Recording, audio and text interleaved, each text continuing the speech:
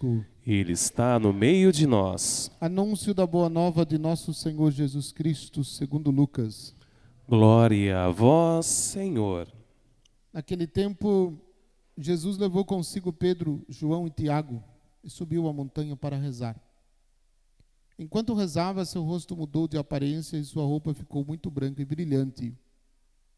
Eis que 2 homens estavam conversando com Jesus. Eram Moisés e Elias. Eles apareceram revestidos de glória e conversavam sobre a morte que Jesus iria sofrer em Jerusalém. Pedro e os companheiros estavam com muito sono. Ao despertarem, viram a glória de Jesus e os 2 homens que estavam com ele. Enquanto estes homens se iam afastando, Pedro disse a Jesus: Mestre, é bom estarmos aqui. Vamos fazer 3 tendas, uma para ti, outra para Moisés e outra para Elias. Pedro não sabia o que estava dizendo. Ele estava ainda falando quando apareceu uma nuvem que os cobriu com sua sombra. Os discípulos ficaram com medo ao entrar dentro da nuvem. Da nuvem, porém, saiu uma voz que dizia: Este é o meu filho, o escolhido. Escutai o que ele diz. Enquanto a voz ressoava, Jesus encontrou-se sozinho. Os discípulos ficaram calados e naqueles dias não contaram a ninguém nada do que tinham visto. Palavra da salvação. Glória a vós, Senhor. Que as palavras do Santo Evangelho perdoem os nossos pecados. Que assim seja. Podem sentar um pouquinho.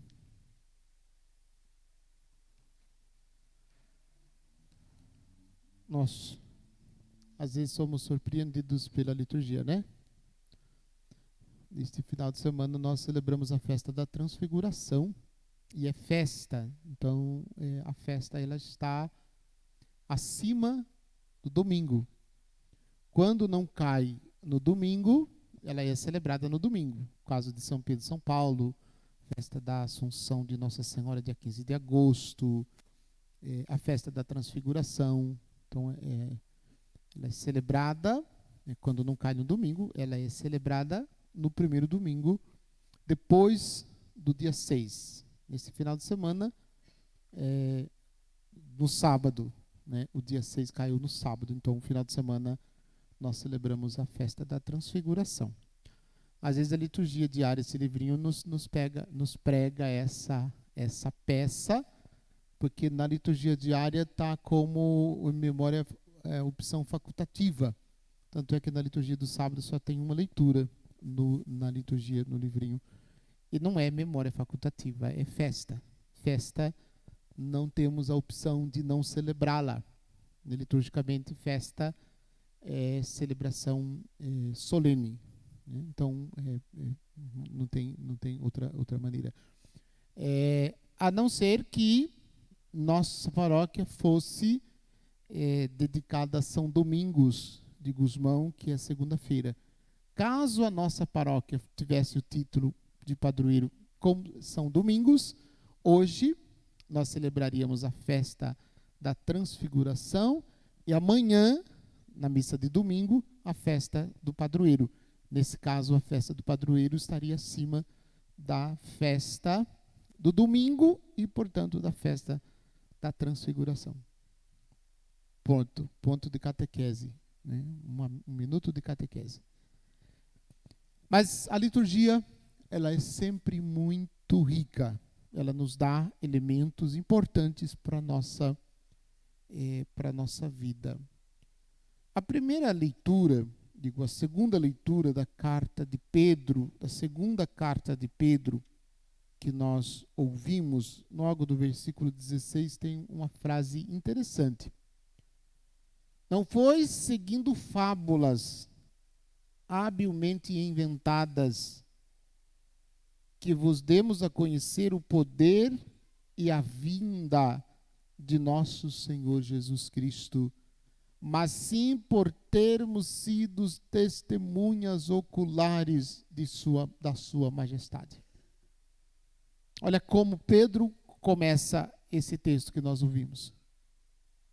Isto para dizer o seguinte: a fé cristã que hoje eu e você professamos não é com base em fábulas ou em histórias inventadas para que a gente acreditasse. Não é. Por quê? Porque a nossa fé, ela tem como base, ela tem como fundamento o próprio Senhor Jesus. É Jesus, no seu mistério de encarnação, morte e ressurreição, que é o conteúdo de nossa fé. Como se nós estivéssemos celebrando domingo, a segunda leitura seria da carta aos Hebreus. E tem uma frase que eu acho bastante interessante e é importante a gente pensar. Como a nossa fé não se baseia em fábulas e nem em histórias inventadas, nós precisamos ter cuidado para não confundir a nossa fé, a fé cristã, com crenças. Fé é diferente de crenças. Fé é totalmente diferente de crenças. Não significa a mesma coisa. De modo que muitas crenças podem conviver juntas. Muitas crenças podem conviver juntas. O que não significa que a fé católica seja conivente com outras maneiras de acreditar de outras religiões. Não é. Não é. Por que não é? Porque muitas de outras religiões não têm como fundamento nosso Senhor Jesus Cristo. Acreditam em outras coisas. E para quem professa a fé cristã, né, todas as religiões não são a mesma coisa. Aquela história de que existe só um Deus e todas as religiões é a mesma coisa. Não é verdade. Segundo a fé católica. Não estou desprezando nenhuma outra religião ou nenhuma outra denominação religiosa. Longe de mim fazer isso. Mas não é possível professarmos a nossa fé em Jesus e acreditarmos. Eu estou usando a palavra crenças, mas nas entrelinhas vocês entendam o que vocês quiserem com essas palavras crenças. Não tem como a gente fazer essa aproximação. Não existe possibilidade. Fé cristã é a fé que tem a sua origem em Jesus, no seu mistério de morte e ressurreição. Encarnação, morte e ressurreição. Por isso é fé cristã. É esta fé que os apóstolos testemunharam. É esta fé que os discípulos anunciaram. Efetivamente, ele recebeu honra e glória da parte de Deus Pai, quando no seio da esplêndida glória se fez ouvir aquela voz que dizia: este é o meu filho amado, no qual eu ponho o meu bem-querer. Pedro, nessa descrição do texto que nós acabamos de fazer, ele está falando do mistério da transfiguração que nós ouvimos na leitura do Evangelho. E aí, por que nosso Senhor se transfigura? Ele levou Pedro, João e Tiago, subiu a montanha para rezar. Por que nosso Senhor se transfigura? Isto é, nosso Senhor, o que é transfigurar? O que é transfiguração? É o mistério da glória de Deus revelada. É Jesus que se revela como Deus. É Jesus que se revela como Deus. É este o centro e é este a grande sacada do Evangelho. Jesus é o Messias? Jesus é um profeta poderoso com palavras e obras? Sim. Jesus realiza milagres? Sim. Tudo isso é verdade. E tudo isso outras religiões professam. Agora, professar que Jesus é, ao mesmo tempo, Deus e homem, não são todas as religiões que professam. Não são todas as religiões que professam que Jesus é verdadeiro Deus e verdadeiro homem. Que em Jesus habita duas naturezas, a humana e a divina, não são todas as religiões que professam. Jesus revela a sua divindade no mistério da sua transfiguração. Jesus mostra para esses 3 discípulos que ele é Deus. E que por um desígnio de amor, que por um desígnio de salvação, vai passar pelo mistério da cruz. E revela a sua glória aos seus discípulos, para que os seus discípulos não se escandalizem da cruz. Mas mesmo Jesus tendo revelado-se Deus e revelando toda a sua glória para os seus discípulos, os discípulos dele se escandalizaram e se escandalizam ainda da cruz. Porque a cruz não é para nós uma realidade agradável. A cruz não é para nós uma realidade agradável aos nossos olhos. Se a gente olha para o crucificado, se a gente olha Cristo na cruz crucificado, e a gente olha sem fé, a gente diz, nosso Deus, quanto sofreu Jesus na cruz.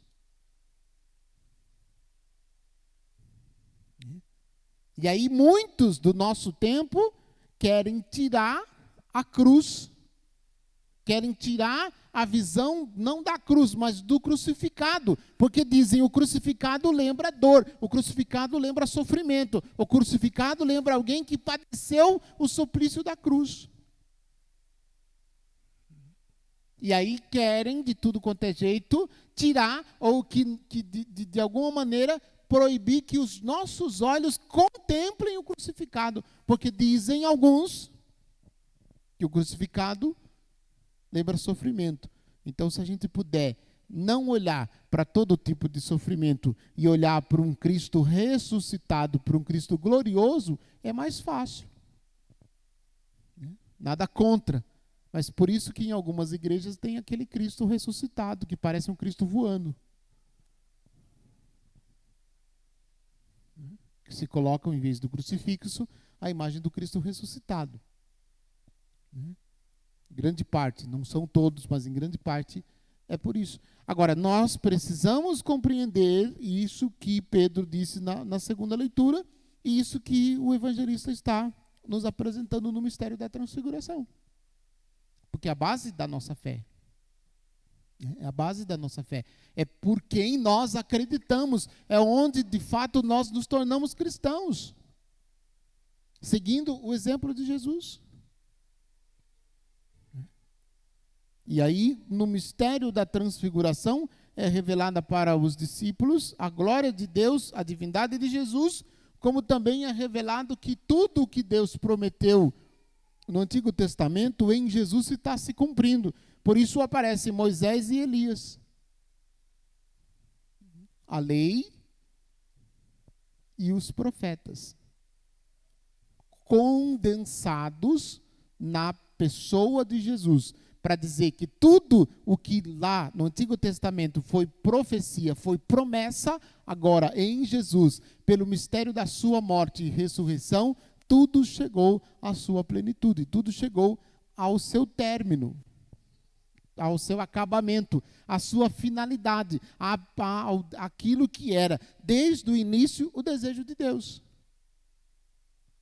A salvação dos homens. E os discípulos ficaram maravilhados com esta revelação de nosso Deus.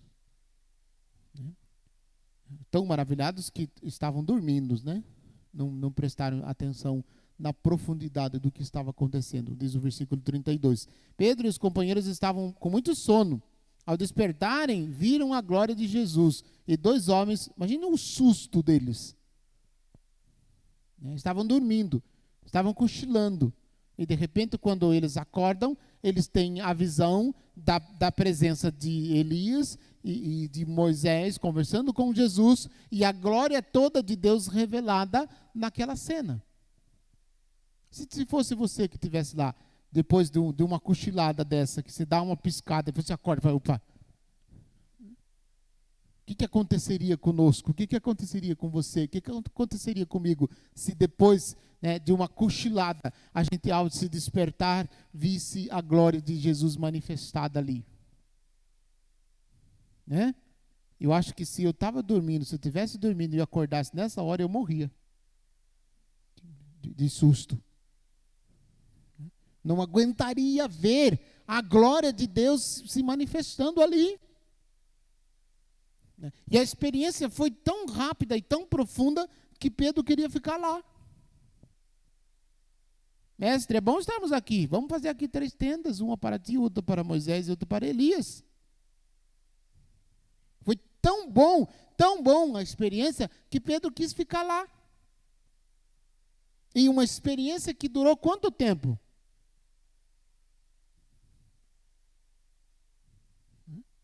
O evangelista não nos conta, mas pelo que descreve, durou pouquíssimos tempo, milésimo de segundo.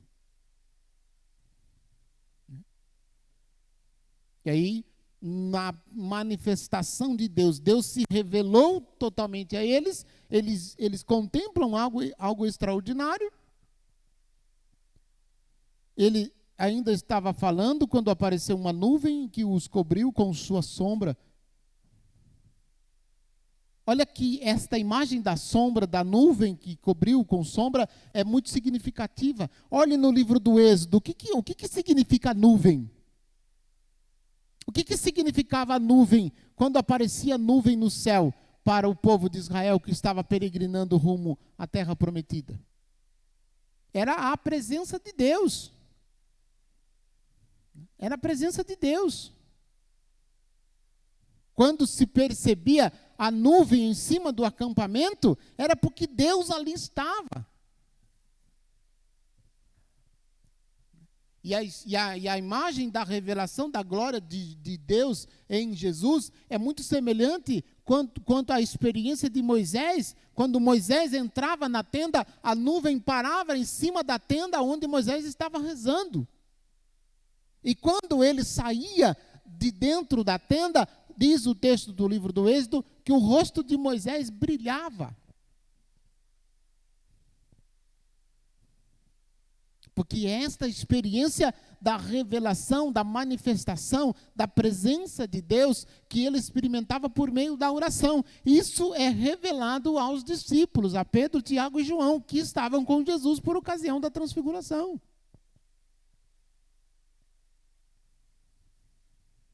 É esta presença de Deus manifestando a sua glória. Os discípulos ficaram com medo ao entrar dentro da nuvem, e da nuvem, porém, saiu uma voz que dizia: este é o meu filho, o escolhido, escutai o que ele diz. Novamente, a revelação da divindade de Jesus. Este é o meu filho, de uma voz da nuvem se dizia: este é o meu filho, o escolhido, escutai o que ele diz. Daí, como é que nós hoje escutamos a voz de Jesus? Como a palavra de Jesus encontra abrigo em nosso coração? Será que chega no nosso coração a palavra de Jesus? Ou será que entra por aqui e sai por aqui? Entra, né? E permanece conosco quando nós estamos dentro da igreja. Quando nós saímos da porta da igreja para fora, a palavra sai também, por outro ouvido, e não faz mais diferença nenhuma para a nossa vida. Por isso, a palavra de Deus dirigida aos discípulos é uma palavra muito forte. Este é o meu filho, o escolhido, escutai o que ele diz. É somente escutando o que nos diz Jesus é que a nossa fé será profunda, é que nossa fé será concreta. E aí, se nós não escutamos a voz de Jesus, nós vamos pautar a nossa vida em crenças e, mais ainda, vamos pautar a nossa vida em superstições. E vamos confundir superstições com fé.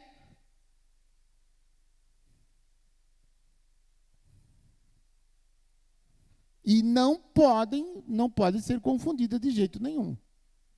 Fé, crença e superstições são três realidades totalmente distintas. E elas em nenhum momento se encontram. Nenhum momento se encontram. Você tem fé, acredita em diversas coisas ou acredita em superstições?